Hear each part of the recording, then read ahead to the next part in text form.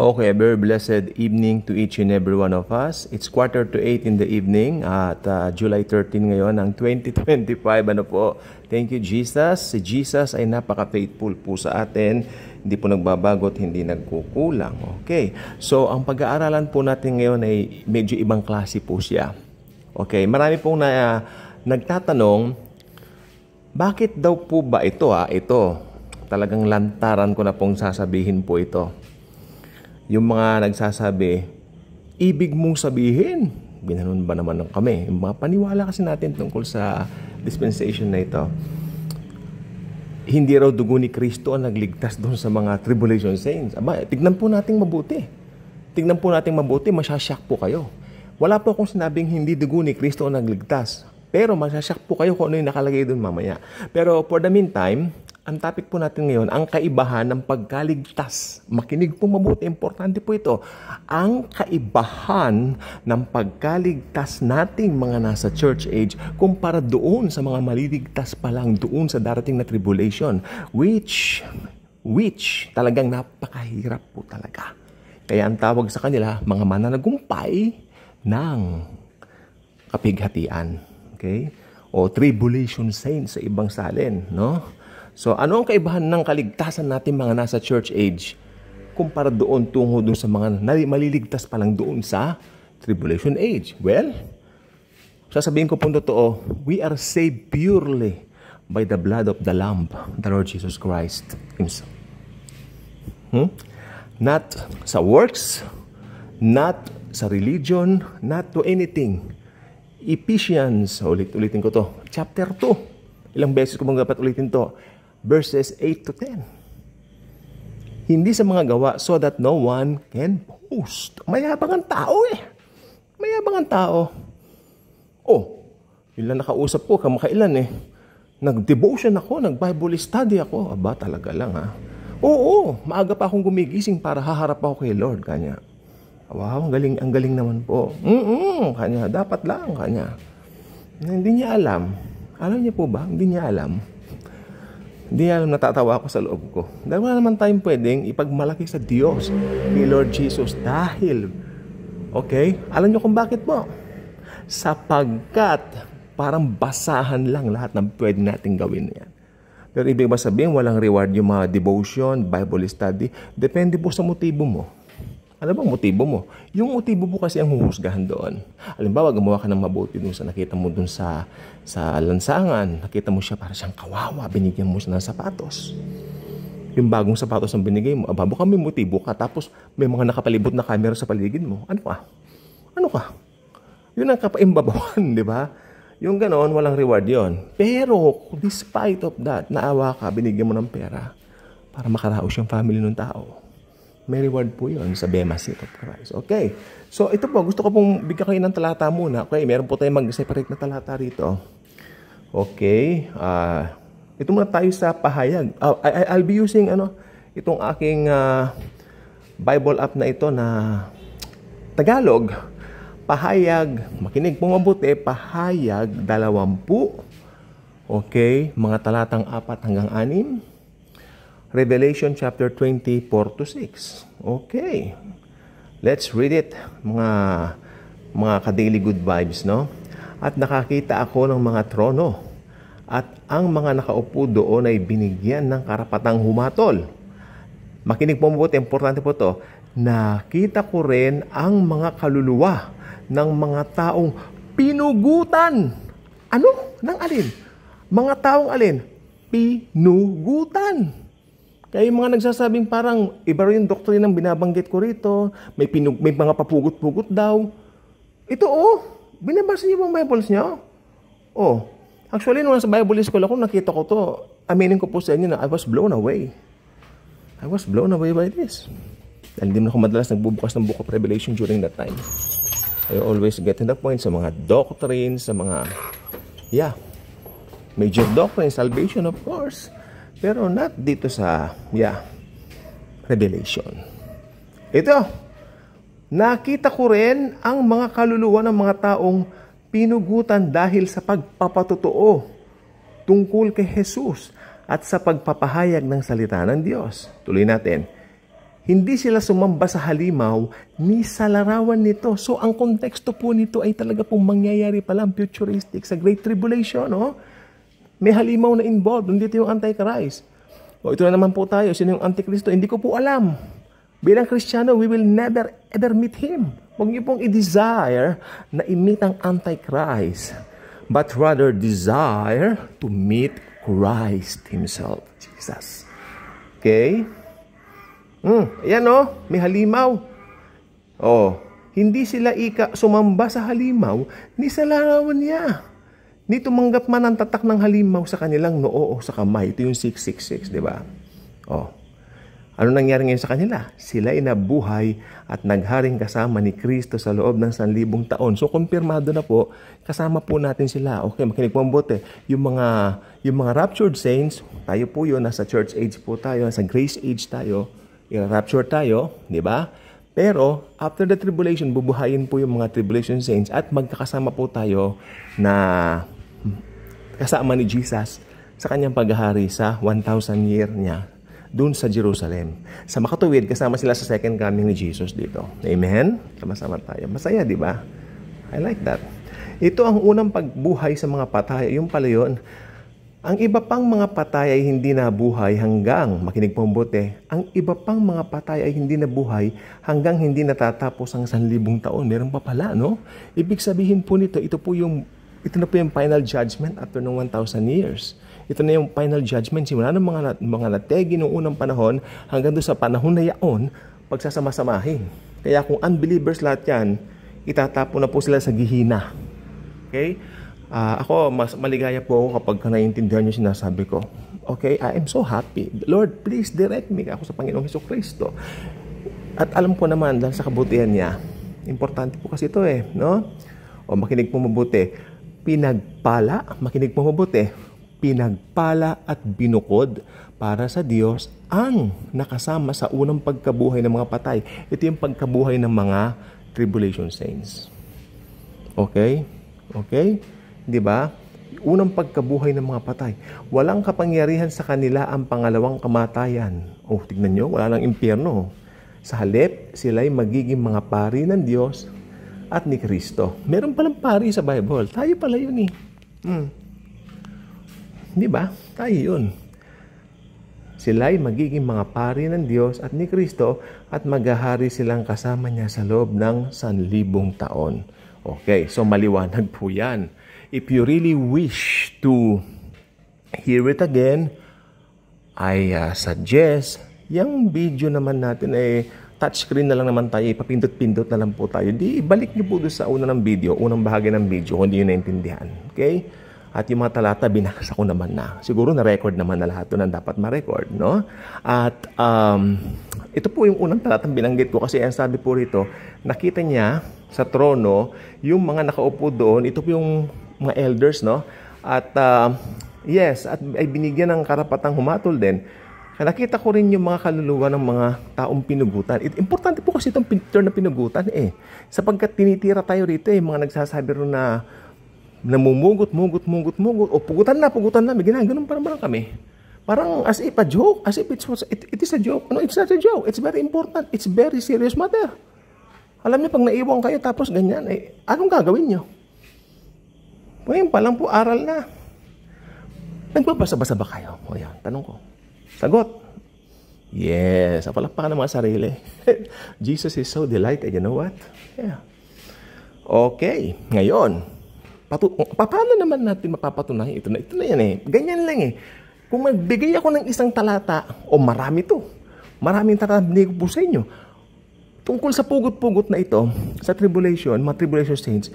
Ngayon, ano yung paraan? Kasi ito yung sabi ko, ano yung paraan ng kaligtasan po ng mga tribulation saints? Very important po yan. Ibibigay ko po sa inyo. Okay.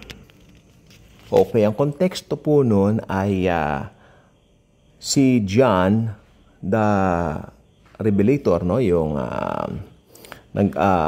nagkamit ng mga revelasyon o yung author ng Book of Revelation kung saan ni-reveal ni Jesus sa kanyang mangyayari sa future. Siya po si John the Beloved. Okay. At nagkaroon siya ng pangitain na siya po ay nandoon na po sa langit. May nakita po siya roong mga tao, makinig po mabuti, this is very important. May nakita po siya doong mga tao na, ito na po nakaputi. Puting-puti ang kanilang mga damit. Kaya nagtanong siya doon sa isang elder, nakaupo sa trono, Ginoo, kanyang ganon, sino po ba ang mga taong yan? Alam ko kayo po ang nakaalam kung sino sila. Ayun. May isang, siguro parang elder doon yon. Sumagot yung elder. Ito yung sabi ng elder. Ito na po yung naka-blown away. No? Mablown away ka rito. At sinabi niya sa akin, sila ang mga nanggaling sa matinding kapighatian. Oh my God. Ito yung tribulation, yung great tribulation kapighatian, walang pangalawa. This is the great tribulation. Doon daw sila nanggaling sa matinding kapighatian, walang pangalawa. Diba? Ito po yun. Makinig. Nilinis nila at pinaputi. Nilinis nila at pinaputi ang kanilang damit sa dugo ng kordero. Okay? Ito yung matatagpuan natin sa Pahayag. Makinig po mabuti. Pahayag 7 verse 14. Revelation chapter 7 verse 14. Ba't ko pahirapan ang sarili ko? Englisin na lang natin. Okay. Meron din pong salin dito na ESV. Salin sa Tagalog. No? Sabi niya rito. At sinabi niya sa akin, ang mga ito ang nanggaling sa matinding kapighatian. So present uli yung salita ng matinding kapighatian. Hinugasan nila at pinaputi ang kanilang mga damit sa pamamagitan ng dugo ng kordero. Ngayon, kanino dugo ang ginamit nila para paputiin ang kanilang damit? Sa dugo pa rin ni Kristo. Sino bang kordero? Ang Panginoong Kristo po. Ang kordero ng Diyos na nag-aalis ng sala ng sanlibutan. Si Jesus. Okay. Kaya hindi ko po pinipreach dito, kaya makinig po mabuti. Bagamat sinasabi ko, kailangan ng pagpapapugot, pero hindi ba sinasabi ko, ang kaligtasan pa rin ay ang dugo pa rin ni Kristo. Pero hindi na nga lang po kasing epektibo yung paraan natin ngayong nasa church age kasi tayo we're saved by grace.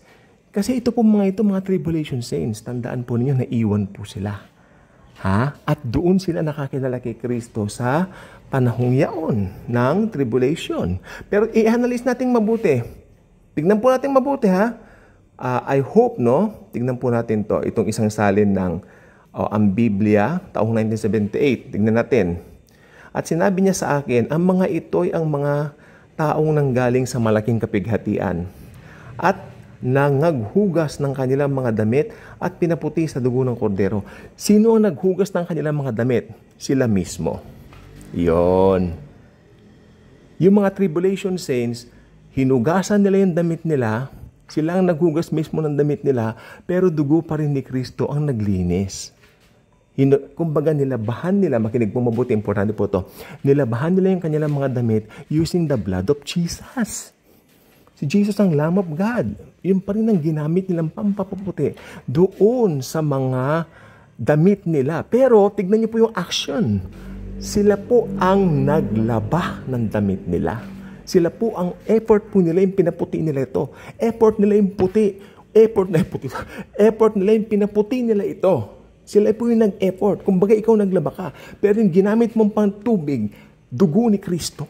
Dugo pa rin ni Kristo. Pero kasi sa church age, tayo mas maganda.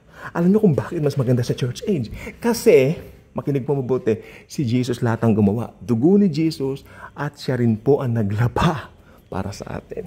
Nilabahan niya na Jesus. Dugo pa niya para sa ating mga nandito sa church age.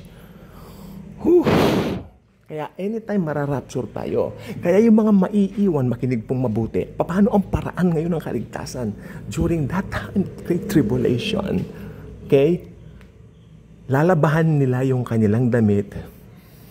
Yung paglalaba dyan, ibig sabihin effort. They will have this effort. Katumbas siya ng washing o paglalaba na binanggit ng aklat ng Apokalipsis ng Revelation chapter 7 verses 14. Ang sabi po dyan, at nilaban nila ang kanilang mga kasuotan sa ibang salin, ganon. At ang ginamit nilang panlaba, yung dugo ng kordero. So, dugo pa rin ni Jesus. Pero, yung effort silang gagawa. O ngayon, Sa literal, ano yung nangyari? Ano yung katumbas ng paglalaba ngayon sa literal? Magpapugot ng ulo. Pag napugutan sila ng ulo, di ba dadanak ang dugo nila? Opo, pero dugo pa rin ni Kristo ang magliligtas sa kanila. Maliwanag po dyan. Dahil dugo ng kordero ang ginamit. Pero yung effort, kailangan nila magpapugot. I hope naging malinaw po sa atin ito. Dahil ako po, minsan nakikita ko pinagtatawanan niyo yung salitang pugot. Do you think that's a joke? It's not a joke. Kulang lang ng aral ng konti, no? Ako, aminin ko rin po, kailan lang ako muling nagbuklat ng Apokalipsis dahil sa tagal ng mga Bible study namin, tinignan ko yung mga lesson namin, more on daily living po kami, more on pakikipagkapwa-tao, pakikipag-deal sa tao, mga unawain mo, sinampal ka dito, bigay mo ng ano, pero I mean, you are seeing things happening now in the world. You know what? Nakikita mo yan.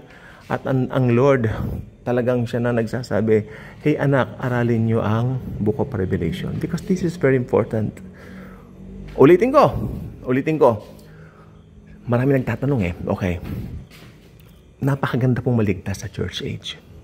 Kay gandang maligtas nitong ating kapanahunan ngayon. Dahil dito, gawa lahat ni Kristo. No more, no less. Jesus lahat. Tingnan nyo ha. Hindi mo kailangan labanan damit mo. Dahil yung paglalaba, ginawa na ni Jesus nung siya ipako sa cross. Yun yung paglalaba niya. Nung pinako siya sa cross. At yung kaligtasan, yung nabubong dugo niya. Okay. Yan po sa atin sa church age. Praise Jesus. Thank you, Jesus, for this revelation. Ngayon naman, dun sa mga maiiwan, ito po yung mga tribulation saints. They have to wash their own clothes sa kapaglalaba nila mismo. Lalabahan nila yung damit nila sa pamamagitan ng action. May action silang gagawin. Ano yun? Pagpapapugot ng ulo. Pero dugo pa rin ni Christ ang magwawash sa kanila. Paano yung dugo nilang nabubo? Wala lang. Dugo nila yun Dugo yun ng mga taong pinugutan. Wala yun. Ang epektibo yun, dugo pa rin ni Christ. Kasi ang gagamitin pambanlaw doon, ang gagamitin na panglaba, dugo ni Kristo. Pero yung action, sila po mismo naglaba. Pinaputi nila sa damit sa dugo ng kordero. Napakaganda po talaga sa church age. Tingnan nyo. Diba? Yung action ni Jesus, yung pinako siya sa cross. Ulitin ko sa church age, sa panahon natin ngayon, ang action ni Jesus, yung pinako siya sa cross, tapos dugo pa rin niya ang naglinis sa atin o ang naglaba sa atin. Praise God. Thank you, Jesus, for this. Thank you, Jesus. Pero sa tribulation, sa Great Tribulation, anong action ang gagawin mo? Nila. Kung naiwan ka, anong action gagawin mo? Magpapugot ka ng ulo. Ikaw mismo ang a-action. Pero yung kaligtasan mo ang maghuhugas pa rin, dugo pa rin ang kordero, dugo pa rin ni Jesucristo. Amen? Gets? Diba? Gets na po ba? So, wala kayong sasabihin dito na parang nananakot ako, puro pugot. Anong puro pugot? Ay, binigay ko yung talata sa inyo. Silang mga pinugutan. Basahin nyo. Yung mga binigay kong, ulitin nyo itong video. Ganun po, okay? So, maluwalhati po nating natapos ang ating topic. Napaka-importante po kasi nito. Okay, nakita ko kasi mga comment, pwedeng tatawanan yata yung pugot-pugot. At bibihira ako narinig na nangangaral ng pugot. You need to share the truth. Sabi nga ni Joseph Prince, napanood ko siya sa YouTube. I think bagong video niya, sabi niya. Some grace preachers don't preach for hell. Ako, I preach hell. Because if I don't preach it, people will go there by rejecting the gospel, sabi niya. Tama nga naman. Diba? So, ito po, mahalaga po ito. I hope ginamit naman ako ng Panginoong Hesus ngayon na nakatulong po sa inyo sa dagdag kaalaman ng mga knowledge na ito. At sana aralin niyo po ito.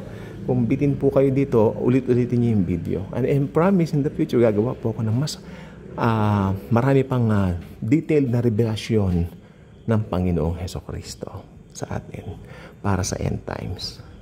Good night and God bless po.